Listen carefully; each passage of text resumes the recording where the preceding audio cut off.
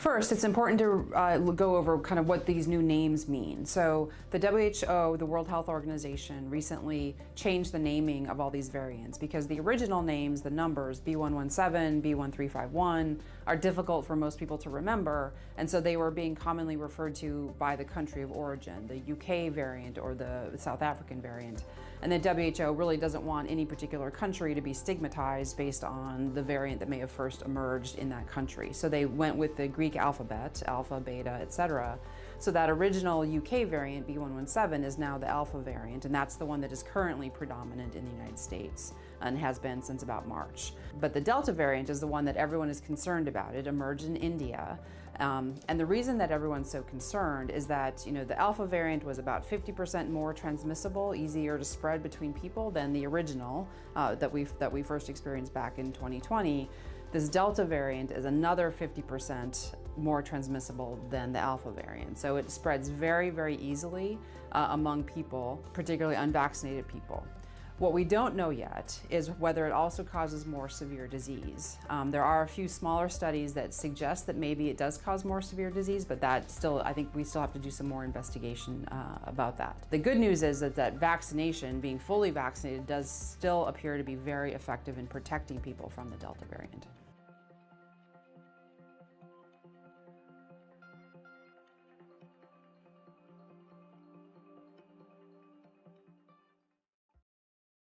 Hello and good morning.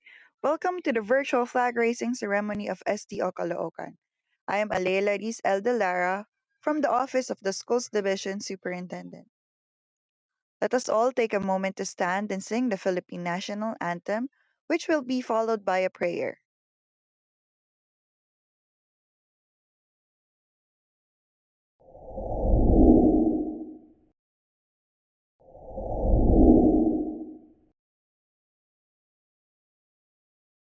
Mga kababayan, ang pambansang awit ng Pilipinas. Kayang magiliw, telas na sinangalan, alam ng puso, sa titik mo'y bumay.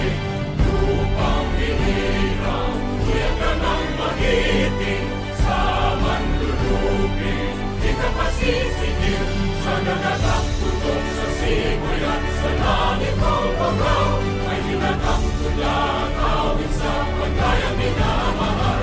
Ang isang ng matawad mo'y tagumpay na nagtitingin, ang bituin at araw niya kailan pa may di magtitingin. Luman ang araw ng warhabing pagsinta, buhay langit sa piling mo. Ang inigaya ng pagkay mga api, ang mamatay ng dahil sa'yo.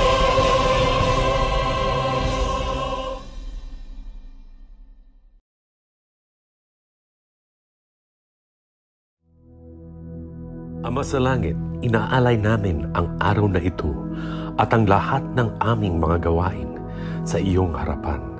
Idinadasal namin ang lahat ng aming gagawin na sunod at tapat sa mata mo at ang iyong mga kautusan habang tinutupad namin ang aming mga trabaho. Bigyan mo kami ng kalakasan ng katawan, tamang pag-iisip at mabuting puso habang kami ay nagtatrabaho. Amen.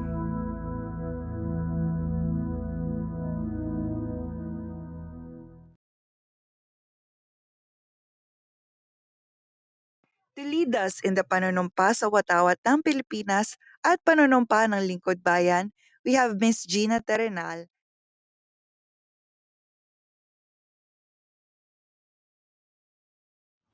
Panunumpa sa watawat. Ako ay Pilipino. Buong katapatang nanunumpa sa watawat ng Pilipinas at sa bansang kanyang sinasagisag na may dangal, katarungan at kalayaan. Na pinakikilos ng sambayanan, makadiyos, makatao, makakalikasan at makabansa. Panunumpa ng Lingkod Bayan. Ako ay isang lingkod bayan. Katungkulan ko ang maglingkod ng buong katapatan at kahusayan at makatulong sa katatagan at kaunlaran ng aking bayan. Magiging bahagi ako ng kaayusan at kapayapaan sa pamahalaan. At magiging halimbawa ako ng isang mamamayang masunurin at nagpapatupad ng mga umiiral na batas at talintuntunin ng pantay-pantay at walang kinikilingan. Magsisikap akong patuloy na maragdagan ang aking kabatiran at kaalaman. Ang bawat sandali ay ituturing kong gintong butil na gagawin kong kapaki-pakinabang. Lagi kong isasaalang-alang ang interes ng nakararami bago ang pasarili kong kapakanan. Isusulong ko ang programang mag-aangat sa antas ng kabuhayan ng mahihirap at sa aktibo ako makikibahagi para sa dakilang layunin sa lipunan. Hindi ako magiging bahagi at isisiwalat ko ang anumang katiwalian na makakaabot sa aking kaalaman.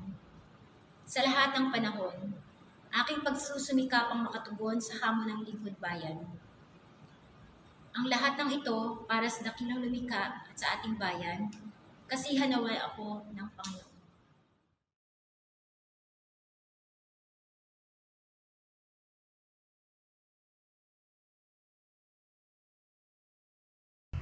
Department of Education Vision. We dream of Filipinos who passionately love their country and whose competencies and values enable them to realize their full potential and contribute meaningfully to building the nation. We are a learner-centered public institution. The Department of Education continuously improves itself to better serve its stakeholders.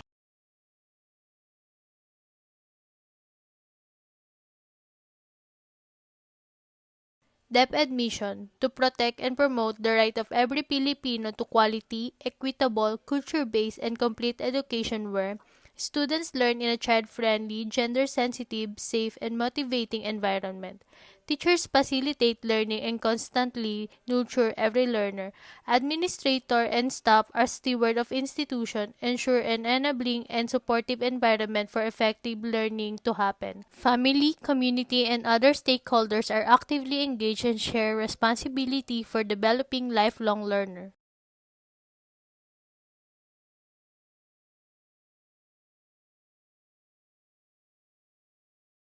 Let's pay attention and reflect for today's food for thought.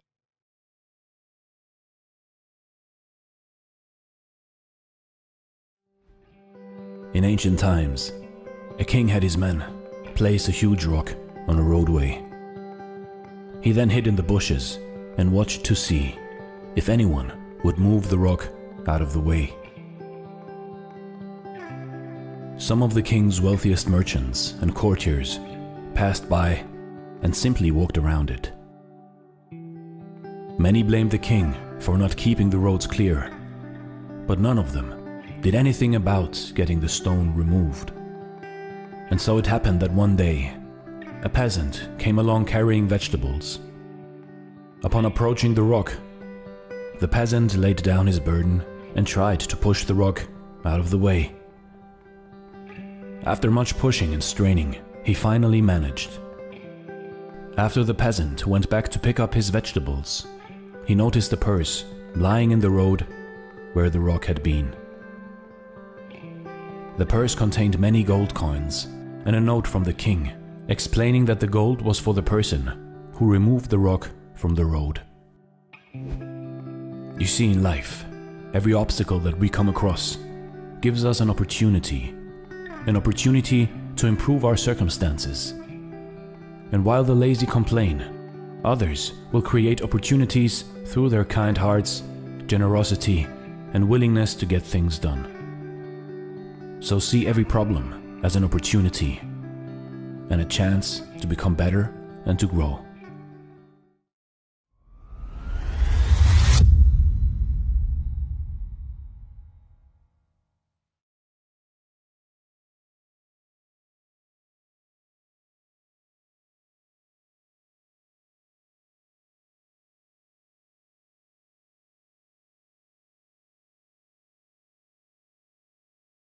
Thank you for joining in today's virtual flag raising ceremony.